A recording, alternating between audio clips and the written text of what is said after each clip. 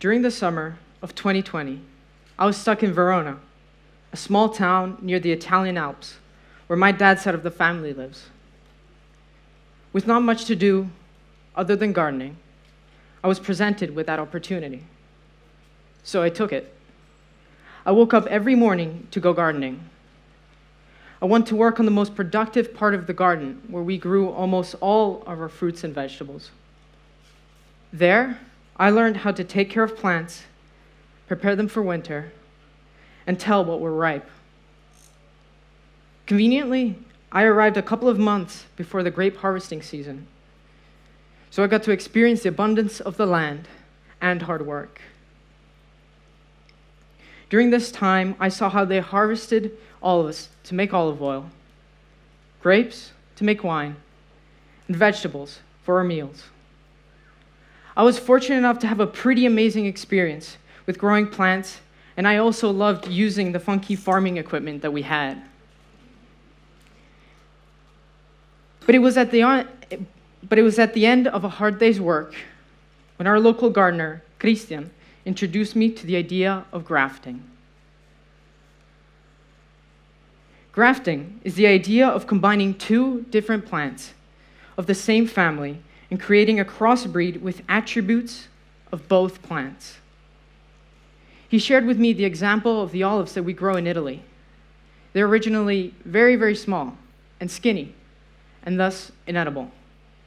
So, farmers crossbreed it with another olive that's got more meat on it, and the result is a strong base plant with an increased production. But I have to say that the most interesting aspect of it was that farmers had to graft olives every time they planted a new olive tree. I went home that day to do more research on the things that I had learned. What I found was that olives weren't the only plants that you could crossbreed. There are so many more. Like the tayberry, a combination of a blackberry and a red raspberry. The cucumber watermelon that I was able to try when I was in Italy. It tasted like a small cucumber. But the most amazing example was the 40 different fruit tree made by an art professor to adopt all kinds of fruits, from apricots, peaches, and plums. This was my gateway into the world of genetically modified organisms, or GMOs. My initial opinion was that GMOs and lab-grown plants were dangerous, but that was an assumption. As I did more and more research, I found myself doubting my fears. I quickly found that it's one of the most controversial topics amongst the world of food and agriculture, because there's a lot of ill-founded research and misinformation. But what made it so interesting to me was people's passion for it. Because when it came to genetically modified plants used for medicine, like insulin or antivenoms, the general consensus was that they were widely accepted. But it was a completely different story when it came to applying GMOs to our food. Why is that?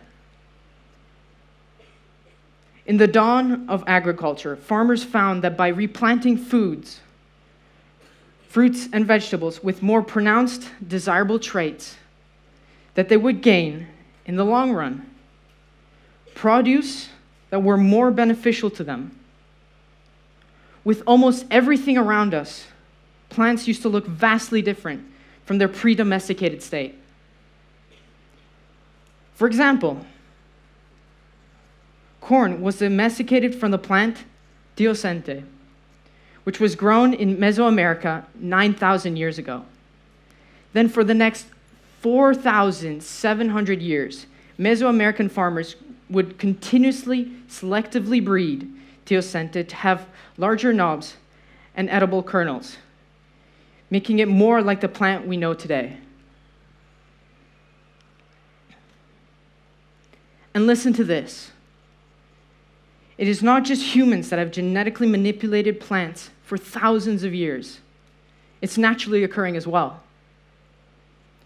Other than the idea of natural selection, naturally occurring bacteria can inhabit a plant, causing deformities, and by the process of conjugation, they're surprisingly able to cross domains, from the bacterial to the plant kingdom. By letting agrobacterium enter a plant's genome, it is possible that it conjugates DNA and causes the plant to produce bacterial food and growth hormones. A very common example of this are tree tumors, known as crown gall, that are sought after for their intricate patterns. Whoop, not like that.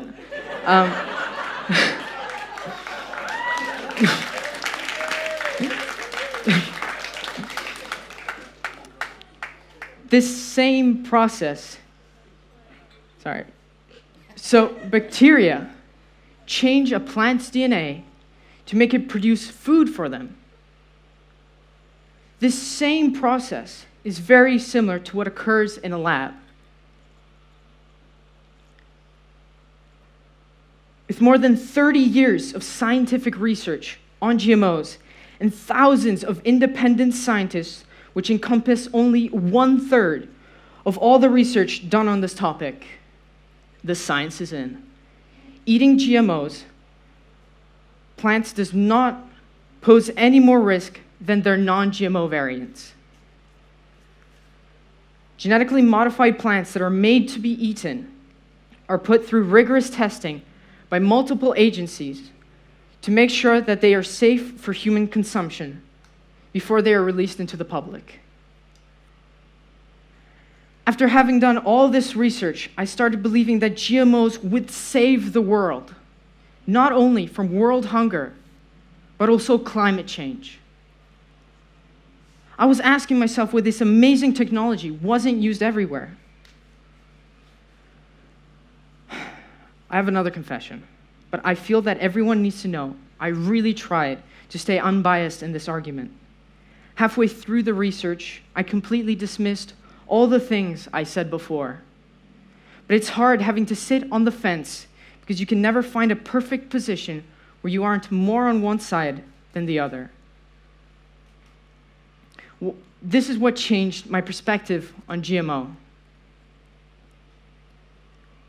Gene flow, a very prevalent argument against GMO. Gene flow is when GM crops combine with non-GM crops, and it creates unwanted mutations with unclear consequences. Agricultural corporations have found a way to prevent this from happening, but it's a big argument against GMO in and of itself. Their solution was Terminator seeds. Terminator seeds, for those who don't know, are essentially suicidal offsprings. But this very concept is what is causing so many farmers to fall into the hands of big corporations and their profit-driven practices. Oops, sorry. But gene flow can only happen if plants are of the same species or family. So this poses the question, are GM crops really different from non-GM crops? Some studies have also discovered that weeds and pests have become more resistant to herbicides and pesticides. A lot of people fear that as a result, bacteria and viruses will become what are informally known as superbugs. Another thing that made me question my research is that there have been very few clinical trials on humans. Most of them have been conducted on lab mice and rodents. But this opens a huge other question. Are lab mice sufficient enough to replace human testing? Currently, around 99% of all GMOs that we use today either produce pesticides or are resistant to them. Over 90% of all cash crops in the US are herbicide resistant. mostly to glyphosate, like the herbicide Roundup. But there is so much more potential for GMO technology. For example, we could modify plants to help the environment to make them similar to the Canadian chestnut tree, a very effective carbon collector. Or there are scientists who have been working on plants that draw nitrogen from the air, solving two problems at once. Nitrogen, being a common fertilizer, its buildup can pollute the water and accelerate climate change. And another concern facing GMOs is their long-term effects on humans. Because of its novelty, we can't fully say where GMOs will end up. I personally feel that the technology should be reserved to research for at least 20 to 30 more years. This would mean that the technology will have been around for at least 60 years, the current rough average lifespan of a human being, to fully see its effects.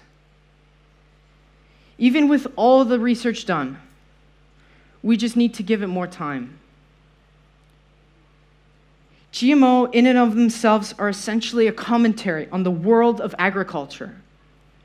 Bottom line, there is an amazing technology involved in the world of GMOs, but it is used unethically. For example, GMO is currently used as a way of taking hold of the individual farmer and preventing them from becoming self-sufficient. GMO is a small part of a big problem that is agriculture today. This is why I also wanted to explore alternative methods of agriculture. One great example of this is agroforestry.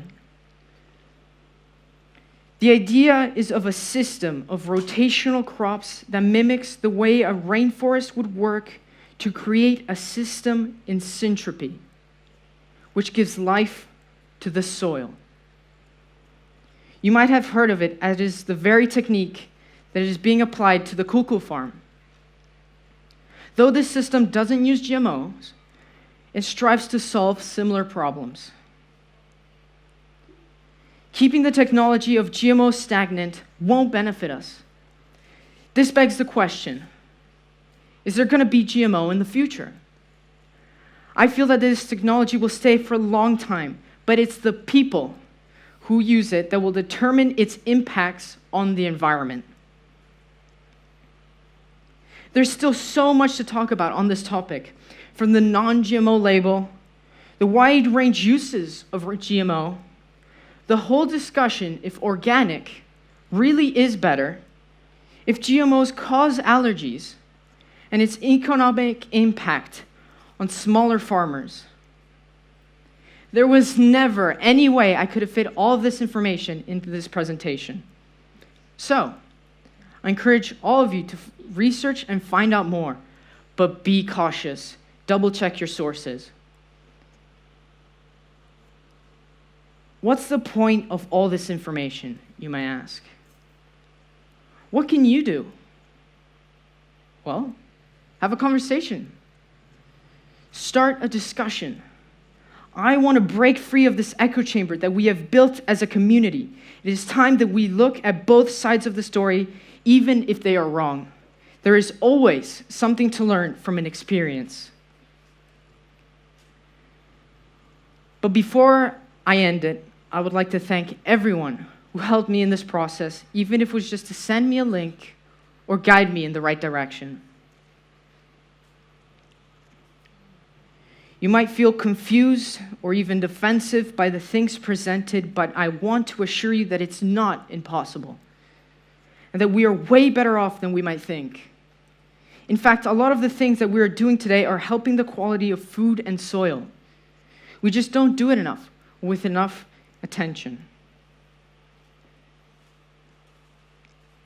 It's easy to only see the world one way. The challenge is to open ourselves up to a different point of view. If and when we do, might our world change for the better. Thank you.